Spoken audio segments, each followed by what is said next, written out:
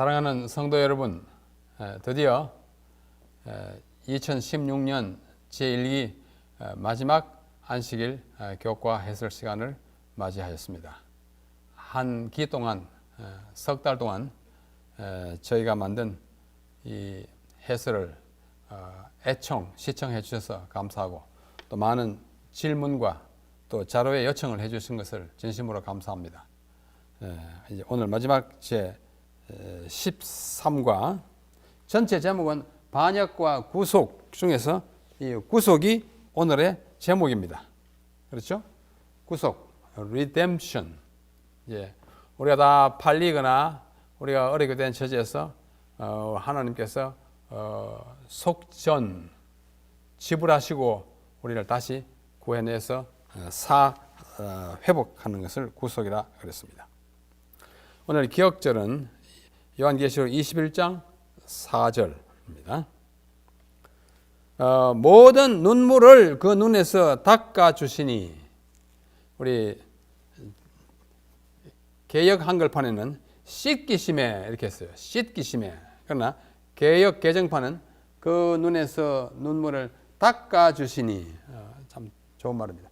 다시는 사망이 없고 애통하는 것이나 곡하는 것이나 아픈 것이 다시 있지 아니하리니 처음 것들이 다 지나갔음이라. 굉장히 희망적인 성경 구절입니다.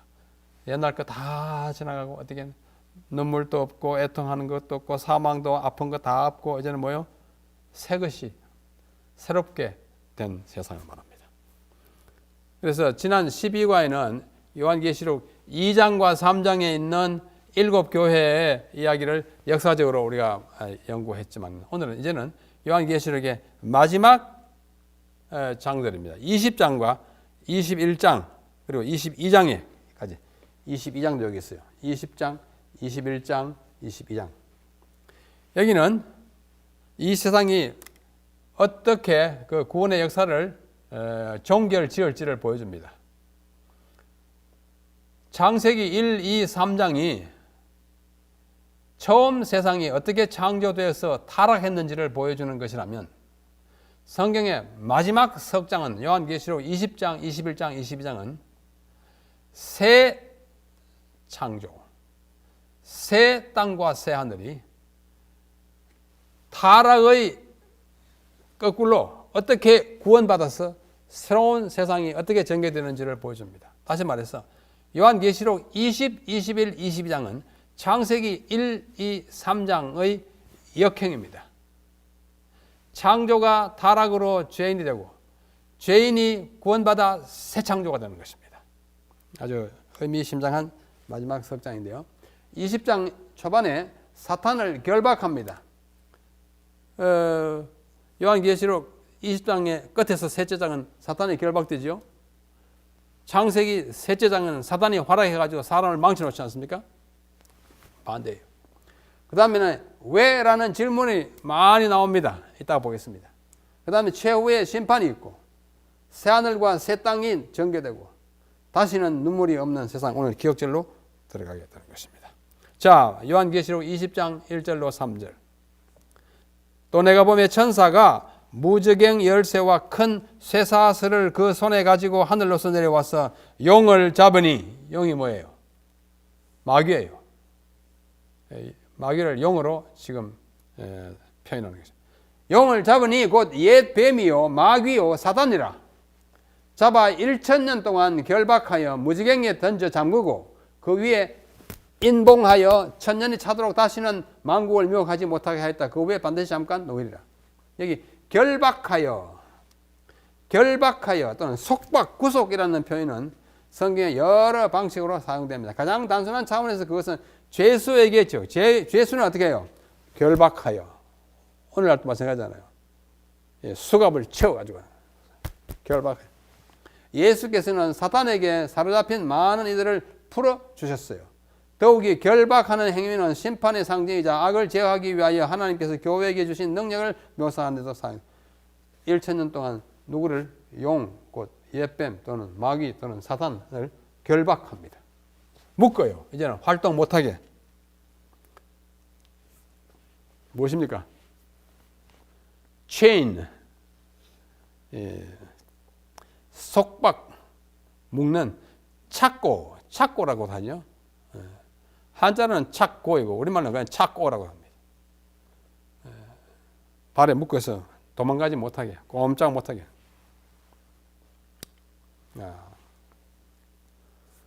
각시대 대행투 659페이지는 이것이 사탄과 나중에 이 지상에서 일어날 일이에요. 악한 천사들이 1000년간 거할 곳이다. 사탄은 지구에 갇혀서 다른 세계에 접근하여 결코 타락한 적이 없는 자들을 유혹하고 괴롭힐 수 없게 될 것이다. 뭐 사탄을 이렇게 꽁꽁 묶어둔다고 하지 않아도 아무것도 유혹할 시험을 걸어서 타락시킬 대상이 없으면 아무것도 할 수 없는 지경이라는 뜻에서 결박당한 것입니다. 그가 결박당한다는 것은 이러한 의미에서 하는 말이다. 왜요? 유혹할 대상이 없어요. 그래서 그가 세력을 행사할 대상자는 한 사람도 남아있지 않다. 여러 세기 동안 오로지 그의 기쁨이 되어온 그 기만과 파괴 행위에서 그는 완전히 분리되어 있으니까 아무것도 없지만은 속박한, 정말 할 일이 없는 상태를 말합니다. 사탄이 속박돼요.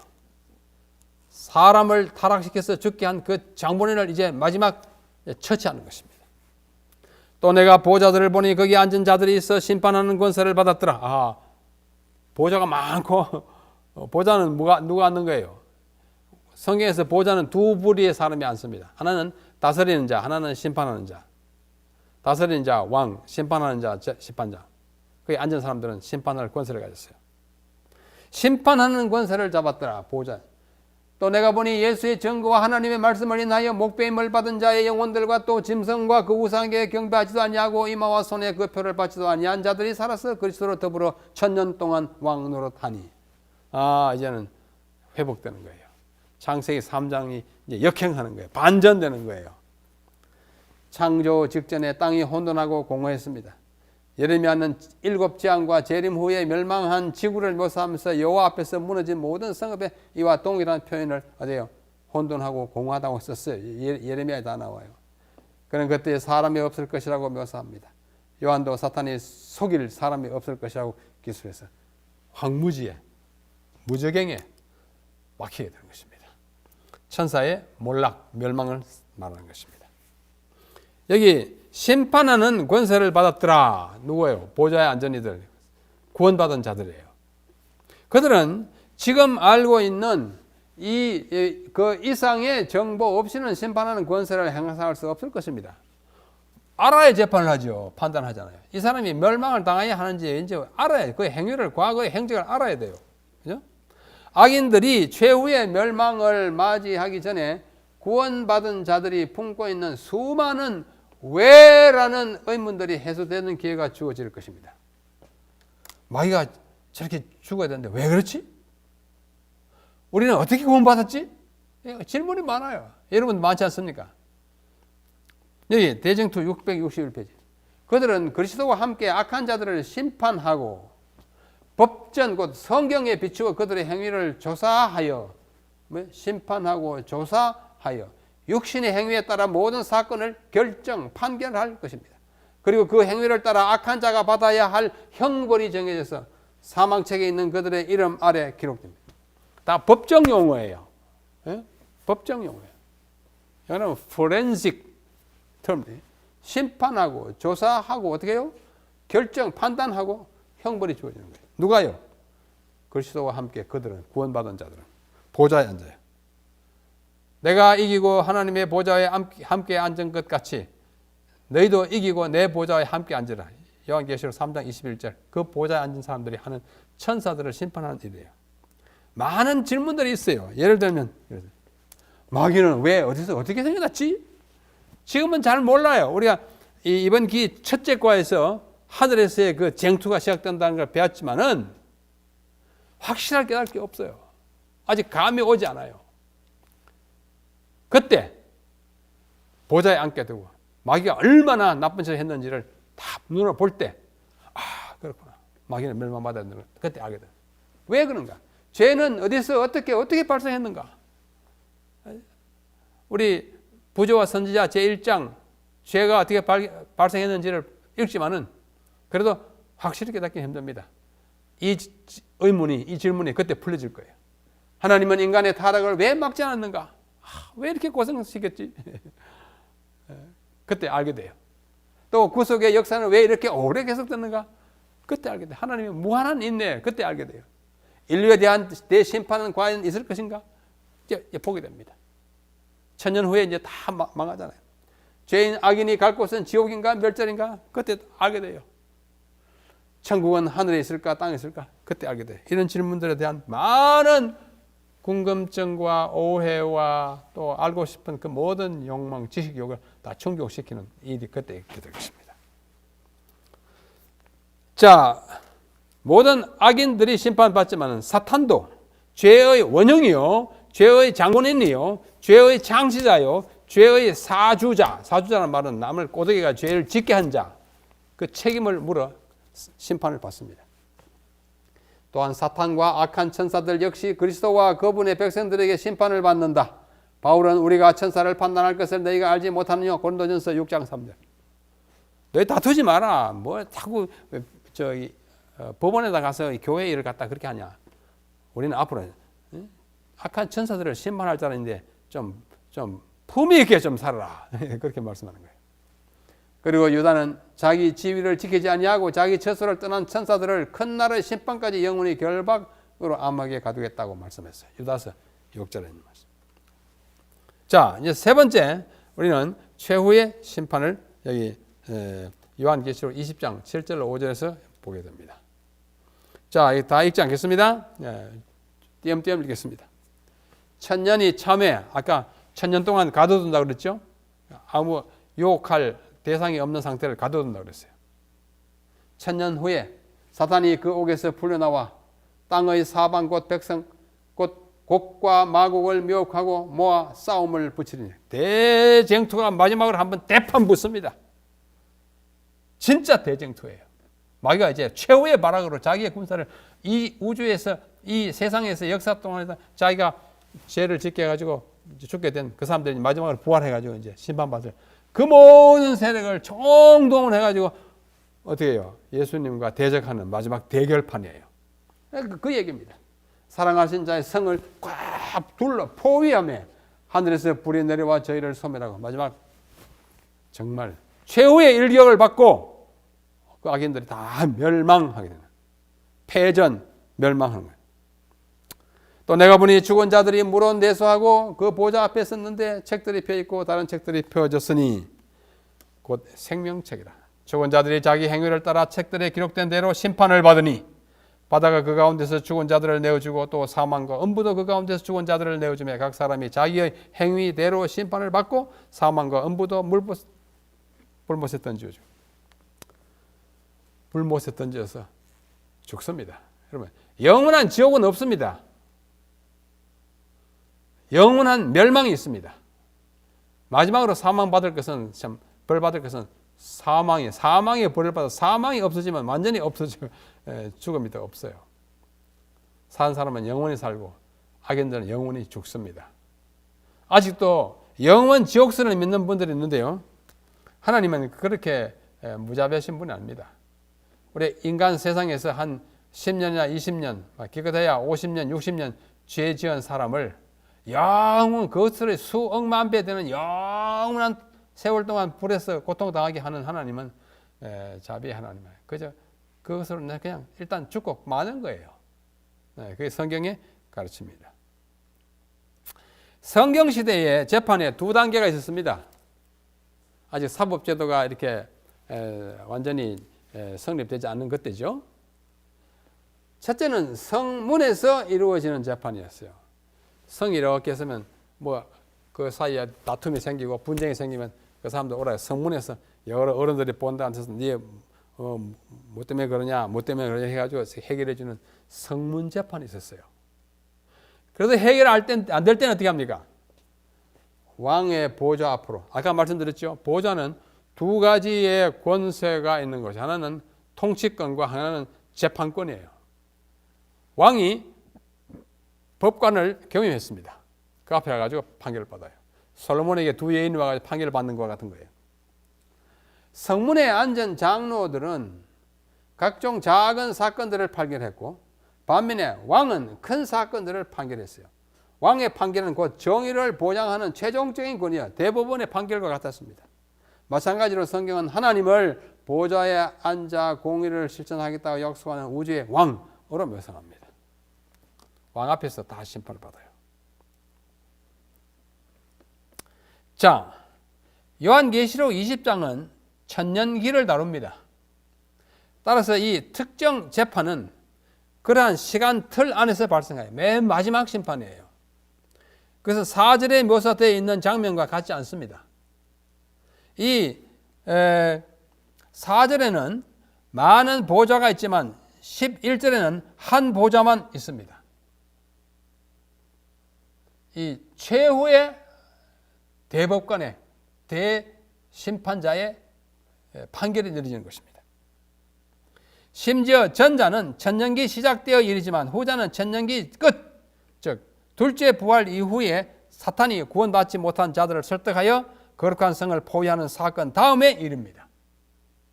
여기는 하나님이 최종 판결을 내리는 거예요. 영어로 verdict 딱 내려요. 더 이상 아무런 상소, 항고의 기회가 없는 최종 판결인 것입니다. 그때 하나님의 크고 흰 보좌가 도성 위에 나타납니다. 지금까지 태어난 모든 사람이 그 앞에 섭니다. 왜 자신들이 하나님의 나라에 들어갈 수 없는지 묻는 자들이 있으리라고 예수님이 언급하신 때가 바로 이때입니다. 내가 왜 이러니? 산상교훈에서 그렇게 말씀했어요. 그리고 바울이 만인이 예수님 앞에 무릎을 꿇게 되리라고 했던 때도 바로 이때입니다. 빌립보 2장. 예수 그리스도를 주라 시인하게 된 그 순간이 바로 이 순간입니다. 이 심판의 목적이 뭐냐면 하나님께 그분이 아직 모르는 사실을 알려드리기 위한 것이 아닙니다. 하나님 다 아셔요. 내가 아노니 그러지 않습니까? 지난주에. 그분은 이미 모든 것을 다 아십니다. 이 심판은 왜 베풀어지는가 하니 하나님이 왜 그렇게 심판하는지 그 이유를 모든 사람이 정확하게 알게 하기 위한 것이고, 그래서 모든 사람과 모든 천사가 전에도 계셨고 지금도 계신 거룩하신 이 그분에게 영광을 돌리기 위함입니다. 거룩하신 이여 이렇게 심판하시니 어려우시도다 라고 말하게 되는 그 장면을 위해서 이렇게 심판하는 것입니다. 초기 문집에서 이렇게 말씀합니다. 사탄과 그의 천사들은 오랫동안 고통을 받을 것이다.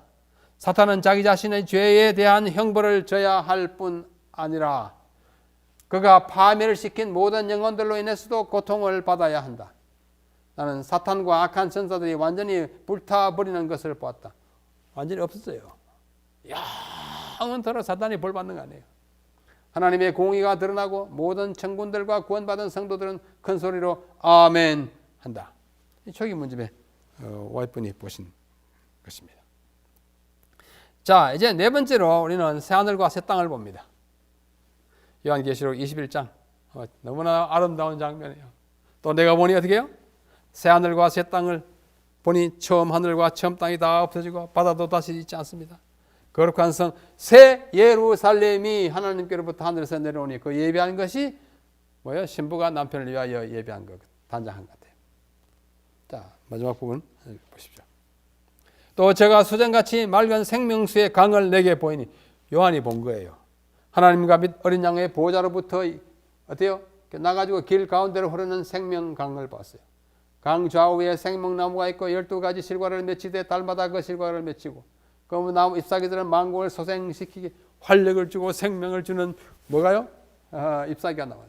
다시 저주가 없고 하나님과 어린 양의 보호자가 그 가운데서 있으리니 그의 종들이 그를 섬기며. 죄는, 반역은 하나님이 원하지 않음에도 불구하고 마귀가 일으킨 것입니다. 침입자예요. intruder. 죄와 반역. 그것들은 원래 잊지 말았어야 하는데 그것들은 인류에게 해할 수 없는 상처를 입혔어요. 그러나 이제는 그러한 상처의 원인이 더 이상 존재하지 않게 됩니다. 만물이 완전하게 회복되는 시간만 남았습니다. 이제 대쟁투가 끝나게 될 것입니다. 요한계시록에서 더 이상 바다가 없다고 말합니다. 바다에 얼마나 많은 사람들 죽었습니까? 그 큰 배들이, 그죠? 타이타닉, 1914년인가 몇 년이죠? 대서양에서 엄청난 수천 명이 빠져 죽었습니다. 세월호, 참 언급하기조차 가슴 아픈 우리 젊은이들의 죽음. 바다, 그 외에도 바다는 많은 생명을 앗아갔습니다. 그는 지금 이 장면을 바다로 둘러싸인 반모섬에서 기록했습니다. 오늘날의 선박으로도 요한이 이 말을 기록한 섬까지 가려면 몇 시간이 걸립니다. 에베소에서 쿠샤다스라고 하는 터키의 항구에서 배를 타고 가면 한 서너 시간 걸립니다. 한참 가야 됩니다. 새롭게 된 지구에서는 구원받은 사람이 사랑하는 자들을 보고 자유롭게 움직이지 못하도록 가로막는 어떤 형태의 장애물도 없을 것입니다. 밤모습에 혼자서 외롭게 유배되어 있는 지옥 같은 곳에서 살며 요한계시록을 쓴 것입니다. 바다가 없다는 말은 그에게 정말 절실했습니다. 노래 가사에도 저 바다가 없었더라면 그런 가사 있지 않습니까? 저 바다가 없었더라면. 그리고는 마지막에 가서 새 예루살렘, 새 예루살렘. 이 말은 듣기만 해도 놀라운 광경을 보는다 합니다. 새 예루살렘. 정말 감동을 일으키는 말이에요. 성경시대의 예루살렘은 한 도성을 일컬은 것입니다. 그것이 요한이 알고 있는 전부였어요. 하지만 1세기 로마 건축 양식으로 새 예루살렘을 묘사했던 예술가들의 상상도는 오히려 우리의 상상력을 저해합니다. 예루살렘 굉장히 아름답게 그렸고 장치했어요. 치장했어요. 그러나 새 예루살렘은 그걸 훨씬 더 능가하는 것입니다. 초월하는 것입니다. 새 예루살렘. 그 성의 설계자와 건축자는 우리 주님이기 때문에 그래요. 우리 인간이 만든 도성은 아무리 해도 새 예루살렘에 비하면 아무것도 아닙니다. 새 하늘과 새 땅에 남아있는 단 하나의 흔적이 있다고 살아남는 이들이 말씀합니다. 뭐예요? 처음 하늘과 처음 땅이 없어졌고 악인들을 태우는 불은 세상을 정결하게 합니다. 저주의 흔적이 다 사라집니다. 구속을 받은 자들에게 죄의 무서운 결과를 기억나게 하는 영원한 지옥불은 없습니다. 단 하나의 흔적이 단 하나가 남는 것이요. 우리 주께서 십자가에 달리셨던 그 흔적만이 영원히 남아 있습니다. 참 감동적인 말씀입니다. 자, 마지막으로 다시는 눈물이 없고, 오늘 기억절을 포함한 요한계시록 21장의 말씀입니다. 우리가 이제 마지막 성경 구절에 다 같이 읽으십시다. 큰 소리로 읽으세요. 요한계시록 21장 3절로 5절. 시작. 내가 들으니 보좌에서 큰 음성이 나서 가로되 보라, 하나님의 장막이 사람들과 함께 있음에 하나님이 저희와 함께 거하시리니 저희는 하나님의 백성이 되고 하나님은 친히 저희와 함께 계셔서 모든 눈물을 그 눈에서 씻기심에 다시 사망이 없고 애통하는 것이나 곡하는 것이나 아픈 것이 다시 있지 아니하리니 처음 것들이 다 지나갔음이라. 보좌에 앉으시니가 가라사대 보라, 내가 만물을 새롭게 하노라 하시고 또 가라사대 이 말은 신실하고 참되니 기록하라 하시고. 다시 눈에서 눈물을 씻기심에. 이는 개역 한글판입니다. 아까 기억절에는 개역 개정판이에요. 닦아주시는 거예요. 눈물을 훔쳐주시는 것입니다. 다시는 눈물이 없고. 우리 언제 눈물 흘립니까? 언제요? 아플 때. 어린아이 언제 울어요? 배고플 때. 또 언제? 이별할 때. 언제? 억울할 때. 언제? 서러울 때. 언제? 죽을 때. 울어요. 그런 거 없다고 해요. 한 가지 눈물이 있을 거예요. 기뻐, 반가워서 흘리는 눈물은, 감격의 눈물이 있을 것입니다. 죽음과 슬픔과 눈물이 없는 세상은 상상하기 어렵습니다. 현재로서는 그렇습니다. 고통, 땀, 눈물, 죽음은 타락 이후에 일상이 되었습니다. 땀을 흘려야, 밭을 갈고 피땀을 흘려야, 손에 가시가 들어야, 등이 벗겨지고 짐을 져야. 그러나 그때부터 벌써 하나님은 인류에게 실패와 상실이 없는 하늘을 약속하셨습니다. 그리고 훗날 어떤 방법으로 우리를 구원하고 어떻게 우리와 함께 갈지를 작은 표준들과 함께 제시했어요. 여기 계시했어요. 뭐요? 여자의 후손이 내 후손의 머리를 상하게 할 것이고 너는 그 발꿈치를 상하게 할 것이다. 고통이에요. 머리를 상하고 이거 하는 발꿈치 상하는 거 다 고통이 있어요. 피아의 고통이 있을 걸 말합니다. 그러나 어떻게 해요? 발꿈치를 상했지만 너는 머리를 상해 너는 패배할 것이다 라는 것을 말씀하고 있습니다. 하나님께서는 처음에 구주에 대한 약속을 주셨고 창세기 3장 15절 그 다음에는 성소에 거하시겠다고 약속했습니다. 내가 그들 중에 거할 성소를 나를 위하여 짓게 하라. 우리와 함께 하시는 그 작은 모세가 지은 장막이야. 예수님이 하나님이 거기에 들어가 계시겠다고요. 내가 그들 중에 거할. 그리고는 어떻게 해요? 하나님의 장막이 우리와 함께한 요한계시록 21장 하나님의 장막이 우리와 함께합니다. 우리 하늘에 가면은 야영회 하는데 우리 바로 옆 장막에 텐트에 누가 계십니까? 예수님이 계셔요. 하나님 계십니다. 그렇게 상징적으로 요한계시록에 표현하고 있습니다. 말씀이 사람이 되어 우리 가운데 거하겠다. 요한계시록 1장 14절. 말씀이 육신이 되어 우리 가운데 거하겠다. 거하겠다는 말은 텐트를 치겠다는 뜻입니다. 스케나오예요. 그래서 텐트 치겠다. 예수님의 성육신은 우리와 함께 거하기 위해서 이 땅에 육신의 텐트를 입고 이 땅에 오신 메시아예요. 성소는 우리와 함께 하시는 하나님을 우리 옆에 모시는 거예요. 그러면 성소 건축의 목적은 성육신의 목적과 같습니다. 우리와 함께 거하시기 위한 거예요. 참 신비로운 조화예요.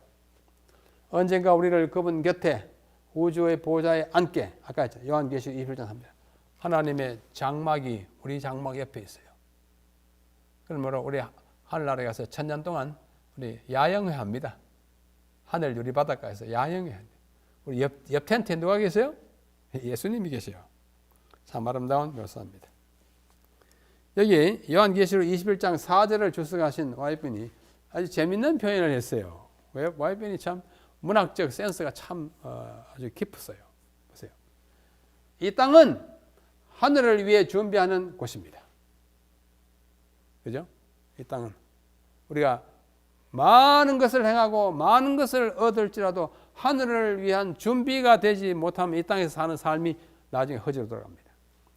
여기서 보내는 시간, 이 땅에서 보내는 시간은 그리스도인의 겨울이다.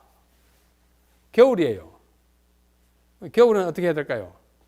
계속 겨울이면 얼마나 그야말로 춥고 힘들겠어요. 봄이 오고 여름이 와야 되잖아요. 여기에는 고난의 찬바람이 우리에게 불어오고 겨울이니까 환란의 파도들이 밀려온다. 우리 겨울이에요. 그러나 가까운 장래에 그리스도께서 오실 때 슬픔과 탄식이 영원히 끝날 것이다. 그때에 오실 때 그때에 그리스도인들은 아까는 겨울이었는데요. 여름을 맞을 것이다. 하늘나라를 여름으로 이 땅의 삶을 겨울로 묘사하죠. 모든 시련들은 끝이 나고 다시는 아픈 것이나 죽는 일이 없을 것이다. 겨울을 살고 있는 우리 성도님들이시여 곧 여름이 옵니다. 곧 입춘, 그 다음에는 입하, 그 다음에는 어떻게 해요? 아주 온 세상이 잎과 꽃과 열매로 무성한 여름이 올 것인데 그때를 위해서 잠시 기다릴 필요가 있습니다. 우리가 주님이 오시면은 1000년 동안 왕노릇 한다고 요한계시록 20장 6절에 말씀하셨어요. 1000년 동안 우리가 흔히 밀레니엄 이렇게 말합니다. 천년기라고 그래요. 이 천년기와 그것에 대한 우리의 이해가 매우 제한되어 있긴 하지만 두 가지 사실은 확실하게 알 수 있어요. 천년기. 첫째, 예수께서 재림하신 후에 천년기가 있습니다. 데살로니가전서 4장 13절부터 너희들 자는 자들에 대하여 알지 못하기를 원하는다. 우리 주께서 천사장에 호련과 하나님의 나팔로 오실 때 우리 다 함께 올라가서 가잖아요. 그 다음에 요한계시록 20장 6절에 첫째 부활에 참여한 자는 복이 있고 하늘에서 1000년 동안 왕노하리라. 재림한 후에 천년기가 오고 그 다음에 악인들이 최종적으로 멸망합니다. 1000년 후에 멸망해요. 이거 확실해요.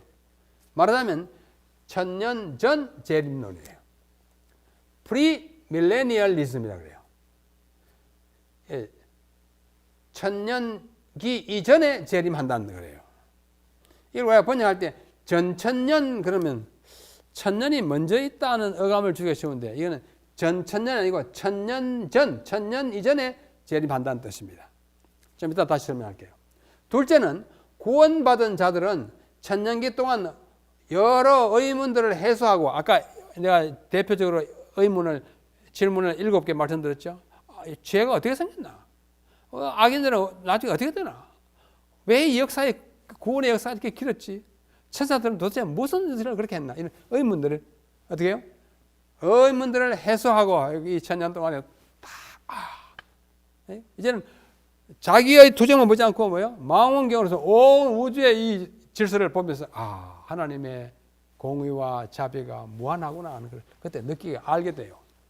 악인들과 마귀들에 대한 심판에 참여합니다. 성도가 세상을 심판할 것을 우리가 알지 못하냐.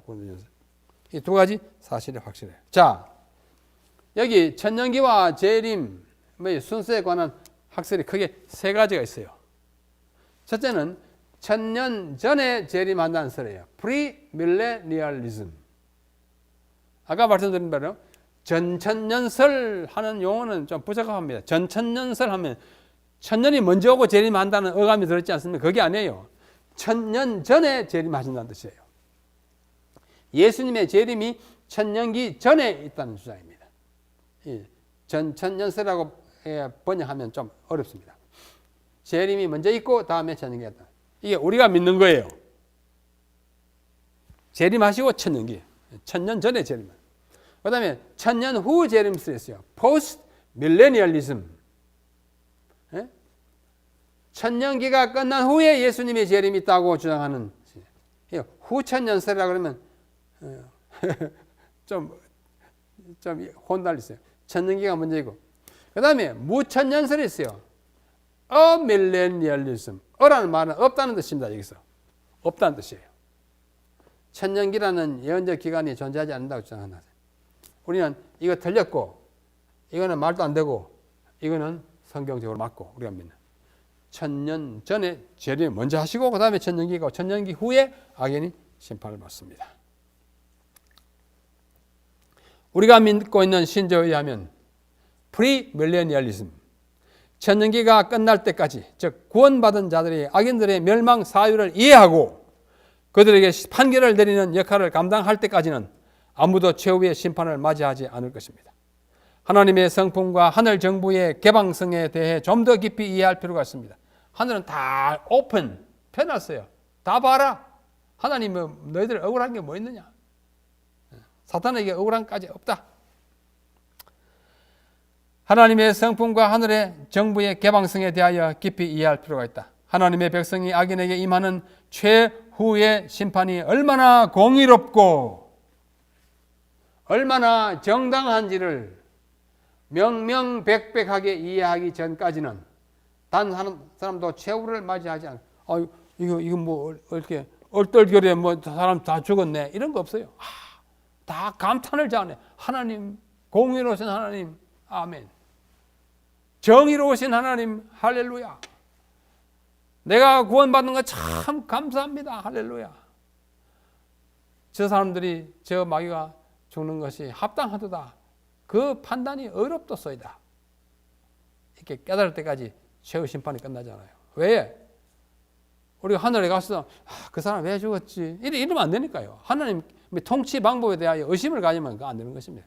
한 점의 의심의 그림자도 없이 다 해소되는 기간이 천년기예요. 참 좋은 은혜스러운 기간이 될 것입니다.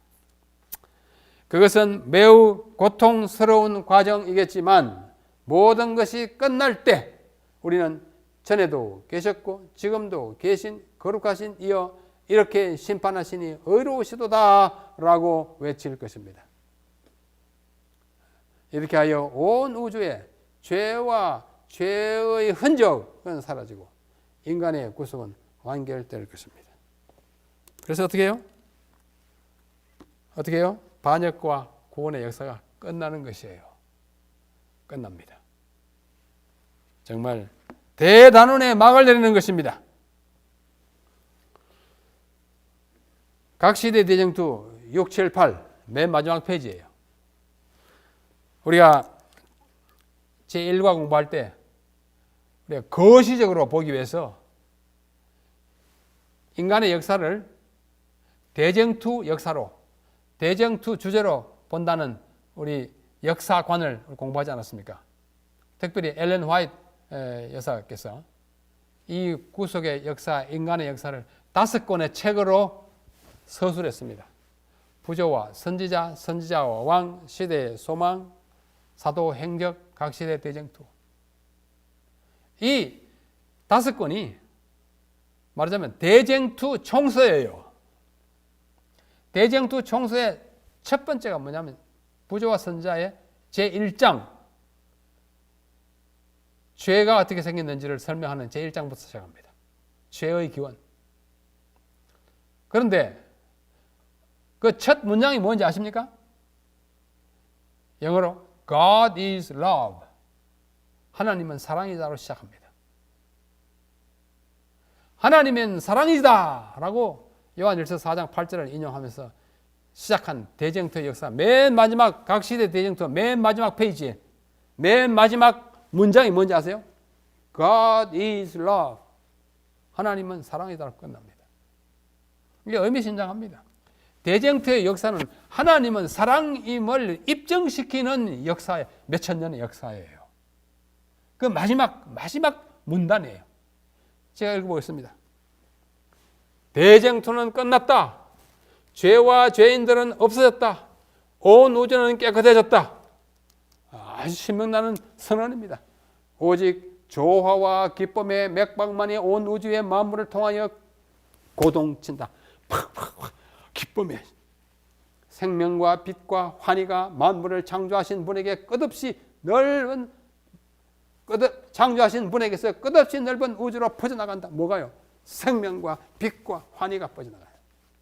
가장 작은 원자로부터 가장 큰 세계에 이르기까지 만물은 생물계와 무생물계를 막론하고 조금도 흠이 없는 아름다움과 완전한 기쁨으로 God is love.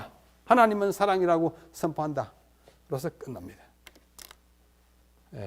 이것이 대쟁투의 마지막 순간입니다. 하나님은 사랑이세요.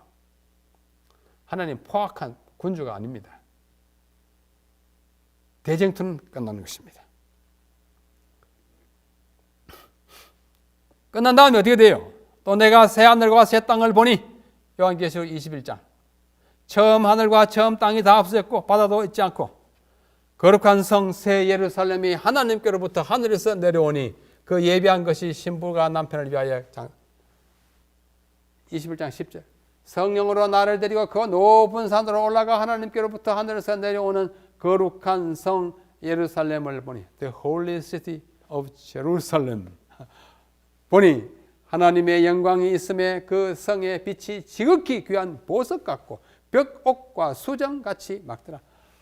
얼마나 아름다운지 보석 같은 성이 내려옵니다. 계시 가운데 그 성은 네모가 반듯하여 21장 16절 장광이 같은지라 장 길이 광 너비 그 갈대로 그 성을 청량하니 1만 2천 스타디온이요 장과 광과 고가 같더라. 장과 광과 고 가로 세로 높이가 같더라. 이게 뭐예요? 정육면체예요. 요한에게 나타난 새 예루살렘의 모습이 정육면체예요. 자, 이거는 오늘날의 예루살렘입니다. 이거는 헌 예루살렘이에요. 그게 내려오는 새 예루살렘이에요. 이것이 지금의 예루살렘이라면 거기에 내놓은 이 새 예루살렘 이보다도 훨씬 더 커야 돼요. 그러나 우리가 그림을 그렇게 할 수 없기 때문에 이렇게 12,000 스타디온, 12,000 스타디온, 12,000 장과 광과 고가 같아요. 이 그림을 그린 사람이 전부 Jesus, Jesus, Jesus, Jesus, 예수, 예수, 예수, 예수를 딱 써놨어요. 이것이 하늘에서 내려온 새 예루살렘이에요. 참 장엄한 모습입니다.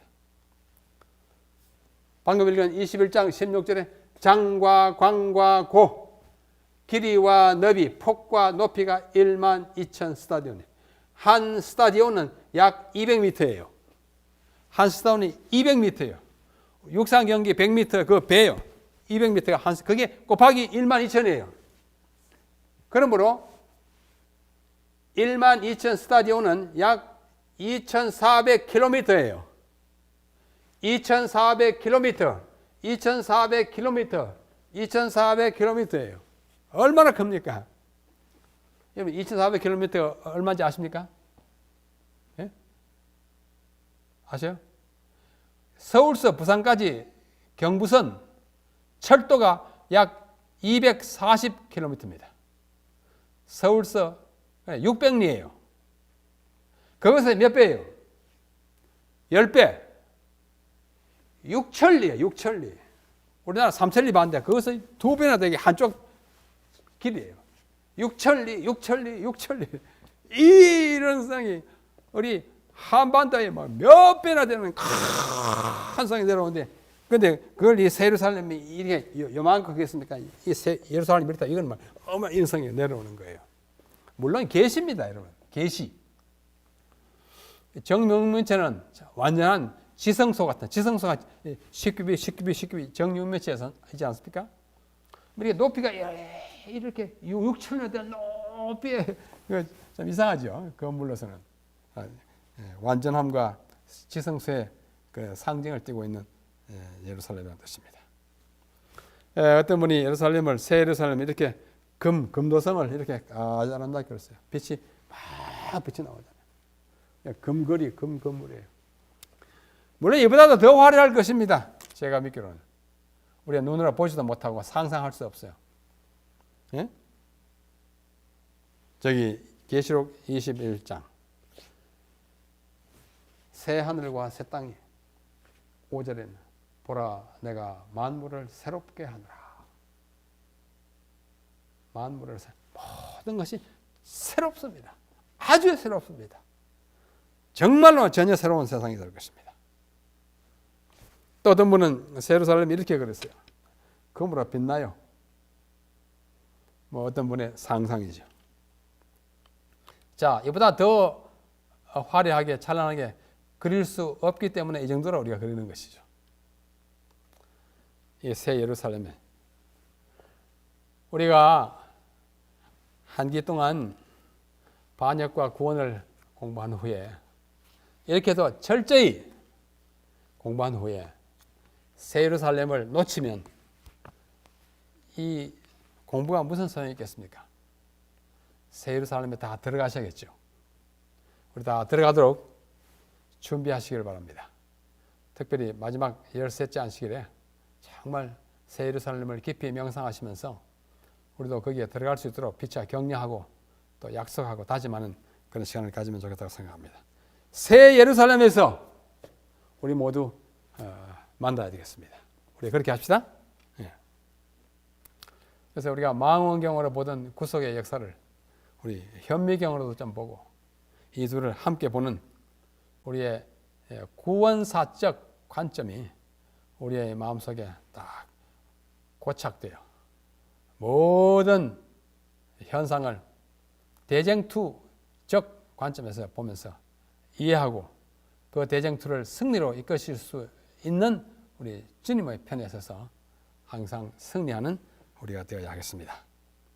모든 눈물을 그 눈에서 닦아주시니 다시는 사망이 없고 애통하는 것이나 곡하는 것이나 아픈 것이 다시 있지 아니하리니 처음 것들이 다 지나갔음이라. 사랑하는 성도 여러분, 저는 한 기 동안 저도 매우 행복했습니다. 이렇게 자료를 제공해 드릴 수 있고 또 제가 먼저 공부해서 또 나눠 드릴 수 있는 특권에 인해서 감사합니다. 제 개인의 형편상 오늘 여기서 이제 끝마치고 또 다음 기회에 어떤 기회가 있을지 모르겠습니다만 그때까지 우리 눈물 없고 사망 없고 고통 없는 그 나라를 내다보는 우리의 열린 아주 거시적 안목으로 재림 성도의 삶을 살아가시다가 우리 새 예루살렘에서 한 분도 빠짐없이 다 만나게 되시기를 간절히 바라고 또 기대하면서 2016년 제1기 안실학교 교과 반역과 구원 총제목하에 배운 13번에 걸친 교과 해설 공부를 여기서 마치겠습니다. 하나님의 축복이 여러분 재림 성도 각자와 각 가정과 교회에 충만하기를 간절히 바랍니다. 대단히 감사합니다. 안녕히 계십시오.